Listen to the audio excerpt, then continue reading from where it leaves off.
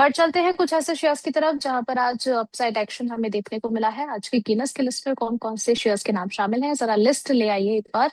Cipla, Sun Pharma, power, doctor Reddy's और axis bank, यहाँ पर जो है बढ़त बनती हुई नजर आ रही है। अच्छा, अर्ली ट्रेड में भी हमने देखा था कि फार्मा के कई सारे शेयर्स में आज अच्छा खासा एक्शन देखने को मिला है।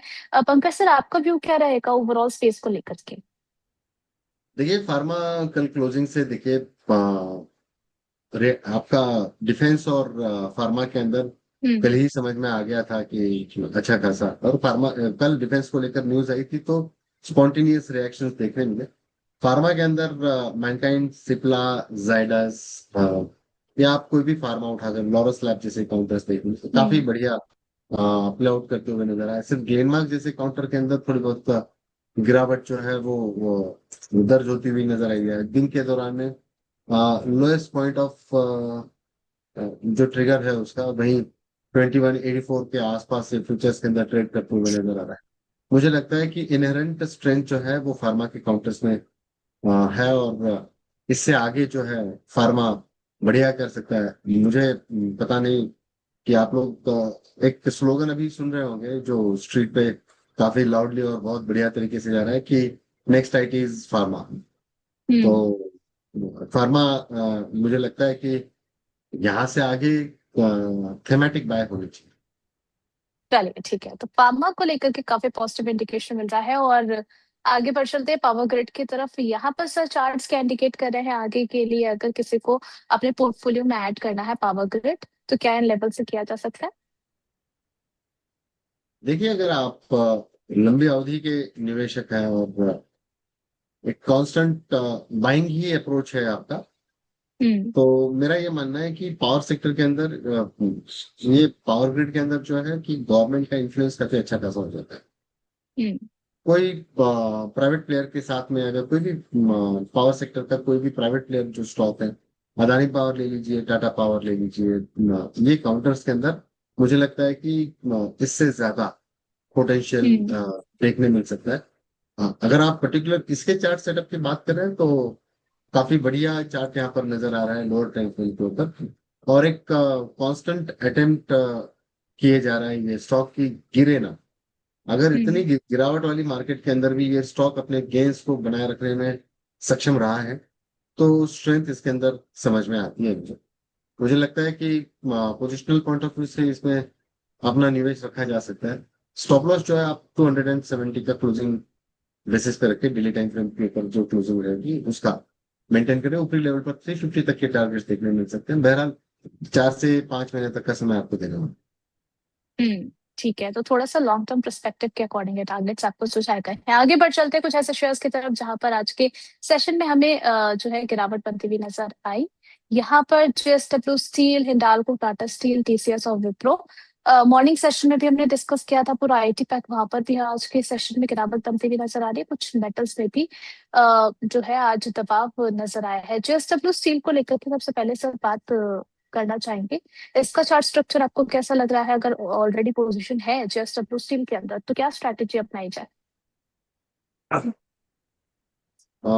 देखिए कॉर्पोरेट एक्शन के चलते वेदांता के अंदर जो है वो सेलिंग वीकनेस हुई। हम्म। और उसी सेलिंग को एक ट्रिगर पॉइंट मानकर पूरा मेटल कॉम्प्लेक्स के अंदर जो है अ, उसके अंदर एक गिरावट दर्ज हुई है। देखिए एमसीएक्स के अंदर भी सारे मेटल्स बहुत वर्टिकल क्रैश देखने मिला है। आप कॉपर ले लीजिए, जिंक ले लीजिए या फिर एल्यूमिनियम ले लीजिए, कोई भी काउंटर ले लीजिए, एक बड़ी गिरावट मेटल स्पेस में यहाँ पर देखने मिल रही है। जब देखिए ये जब बढ़ता भी है तब भी वैसे ही बढ़ता है जैसे ये गिरते समय गिरता है। अभी बहरहाल 3.5% के आसपास की मंदी है। अगर मैं कहूँ यहाँ पर कि ये स्विंग लोज को ये अप्रोच कर रहा है और जो एक कहीं ना कहीं एक ट्रेंड रिवर्सल का साइन देता है। लेकिन जिस हम्म। हिसाब से और जिस तरीके की बॉडी यहाँ पर फॉर्मेट हुई है वो एक मारू बोझू टाइप है। मुझे लगता है हम्म। यहाँ से आगे वीकनेस और परसिस्ट हो सकती है। तुरंत ही एक्यूमुलेट करने की सलाह नहीं रहेगी। मुझे लगता है यहाँ से 2%, 3% का और जो है वो कट गहरा सकेगा यहाँ पे। तो उसके बाद में आप स्टैगर्ड वे में इसमें एक्यूमुलेशन कर सकते हो। मेरा अभी भी यही कहना है ऋषि जी कि मार्केट के अंदर ये फेजेस अब चलेंगे यहाँ से आगे। लेकिन हम्म। ओवरऑल मार्केट जो मैं इसके पहले हम लोग जब भी शोज कर रहे थे तो हम एक निगेटिव बायस के साथ में लेकर चल रहे थे और भली भांति वो चला भी। अब मुझे लगता है कि हम्म।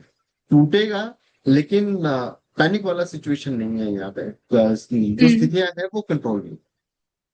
चलिए ठीक है। अब आपने सर यहाँ पर वेदांता का भी जिक्र किया, और हमने देखा भी कि जो ब्लॉकचेन हुई है उसके बाद शेयर लगभग जो है फ्यूचर सेगमेंट में 7% तक डिक्लाइन होता हुआ नजर आया। लेकिन बाकी अगर हम अनलिस्टेड कुछ इनकी कंपनीज को देखेंगे, कोर बिजनेस में जो है वो अच्छा खासा जंप देखने को मिला है। क्या कुछ स्ट्रैटेजी यहाँ पर अभी होनी चाहिए अगर वेदांता को लेकर के लॉन्ग टर्म पर्सपेक्टिव रख रहे हैं, तो किन लेवल्स को इम्पोर्टेंट बेसिस पर जो है वो होल्ड करके चले? उर्वशी जी, आपको लास्ट वीक में हम लोग जी। वेदांता के ऊपर काफी डिटेल चर्चा भी हुई थी, और मैं उसको थोड़ा सा एक तरीके से मैं उसको मैं बताना चाहूंगा दोबारा। देखिए, आपने लंबे समय का एक होराइजन पूछा यहाँ पर कि हम्म। अगर लॉन्ग रन में कैसे है। देखिए, सबसे ज्यादा डिविडेंड यील्ड वाला है।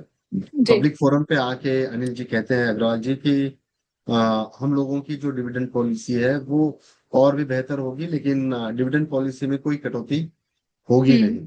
ये अपने आप में कंपनी का एक कॉन्फिडेंस दर्शाता है। दूसरी बात, पिछले 5 साल में उन्होंने जितना डिविडेंड दिया है, 280 रुपीज, 275 रुपीज के आसपास का, आप मोटा मोटी दो सौ हम्म। अस्सी रुपये ही मान लो। उतनी स्टॉक की प्राइस चल रही है अभी। फ्यूचर्स में हम्म। अगर आप देखेंगे तो 280 के हम्म। आसपास का वेदांता का भाव चल रहा है। उसके बाद में इन्होंने 4 कंपनीज को स्प्लिट करके आपको स्टॉक्स भी दिए हैं। तो एक डिविडेंड यील्ड इतनी खास है। दूसरा, जो बिजनेस मॉड्यूल जो है वो अपने आप में एक थोड़ा सा एग्रेसिव है। और मुझे लगता है कि जब एलआईसी ने इनको मना कर दिया था डीमर्जर के लिए, और उसके बाद में जिस तरीके से एक बाउंस लिया ये काउंटर ने, उसके बाद में ये काउंटर रुकने का नाम नहीं लिया है सोरोशी ने। अभी भी मुझे हम्म। लगता है कि इसकी स्ट्रेंथ बहुत इनहेरेंट है, बहुत ज्यादा है। और इंडियन स्टॉक मार्केट के अंदर इतने सारे स्टॉक्स और वैल्यूड हैं कि पूछिए मत। हम्म। कि कई एक के मल्टीपल्स में, 100 के मल्टीपल्स में काम कर रहे हैं, 200 के मल्टीपल्स में काम कर रहे हैं। लेकिन ये हम्म। काउंटर्स की अगर मैं बात करूं वेदांता की, डिस्क्लेमर के साथ में कहना चाहूंगा कि ये काउंटर मैंने अपने लॉन्ग टर्म इन्वेस्टर्स और ट्रेडर्स को हमने रिकमेंड किया हुआ है। और स्टोरी काफी कॉन्क्रीट नजर आती है मेरे ख्याल से। नो वंडर अगर ये दोबारा 500 का भाव दिखाए। चलिए ठीक है, वेदांता की ओवरऑल स्टोरी बेहतर नजर आ रही है। लास्ट टाइम पे हमने डिस्कस किया था डिविडेंड पॉइंट ऑफ व्यू से भी, क्योंकि ऑलमोस्ट लोगों को जो है डिविडेंड का भी काफी ख्याल रहता है। अब टीसीएस को लेकर के भी सर आने वाले महीने में हम देख रहे हैं उनकी एक मीटिंग होने वाली है। इस काउंटर को लेकर के क्या अप्रोच होनी चाहिए? देखिए, टीसीएस में मैं तो चार्ट में बंद कर दिया मैम। ये आईटी वालों के चार्ट्स देखना थोड़ा सा खतरे से खाली नहीं। लेकिन आप देखिए, पिछले 3 दिन के अंदर नास्डैक में एक बढ़िया मूव हम लोगों ने एंजॉय किया, और कल के सत्र के अंदर एक अच्छी खासी गिरावट देखने मिली।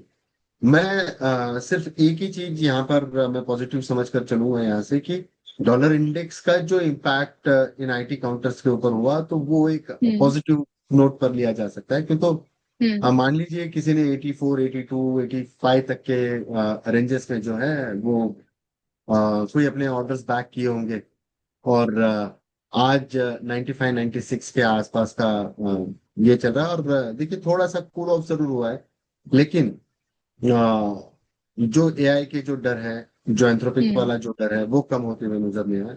अब काफी सारी हम्म। कंपनीज बहुत सीरियसली एआई को लेकर अपना सोच आगे लेकर आ रही है। तो ये सब डेवलपमेंट्स में थोड़ा सा समय लगेगा।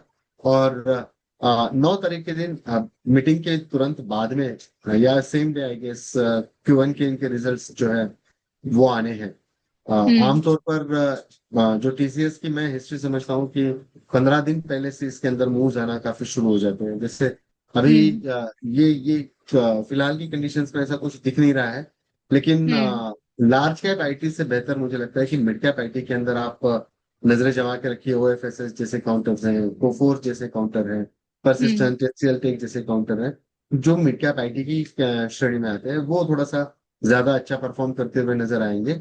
विप्रो, इन्फोसिस, टीसीएस, ये काउंटर्स मुझे लगता है कि सबड्यूट सा प्रदर्शन करने में सक्षम रहेंगे। चलिए ठीक है।